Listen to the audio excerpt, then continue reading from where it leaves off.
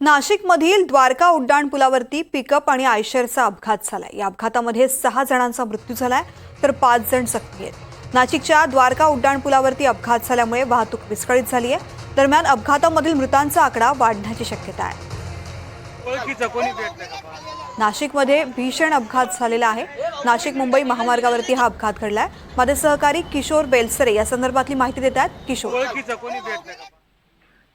तृप्ती, साधारण 8च्या दरम्यान नाशिकच्या द्वारका परिसरातील उड्डाण पुलावर ही घटना दुर्दैवी घटना म्हणता येईल।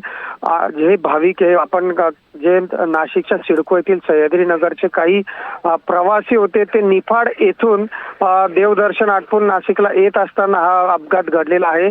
छोटा हत्ती आणि टेम्पो मध्ये असलेले हे प्रवासी होते आणि समोर जो आयशर जो होता त्यामध्ये सळया होत्या, लोखंडी सळया होत्या।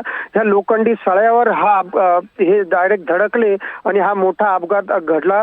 या सळयामध्ये देखील काही लोक अडकले होते, काही लोक जागीच या ठिकाणी मृत्यू झाले, तर काही लोक जे प्रवासी आहे ते नाशिकच्या सिव्हिल रुग्णालयात आणि सह्याद्री रुग्णालयात काही मृत्यू पावल्याची घटना समोर आलेली आहे। अत्यंत दुर्दैवी घटना झालेली आहे। साधारण या घटनेमुळे 1.5 ते 2 तास ही नाशिक मुंबई ट्रॉफिक, ज्या उड्डाण पुलावरील ट्रॉफिक जाम होती। नाशिकवरून मुंबईकडे जाणारा रस्ता हा पूर्णपणे विस्कळीत झालेला होता आणि ही दुर्दैवी घटना आहे। अद्यापही त्या ठिकाणी काही जखमी हे गंभीर आहेत आणि या गाडीमध्ये साधारण 15 ते 16 प्रवासी होते।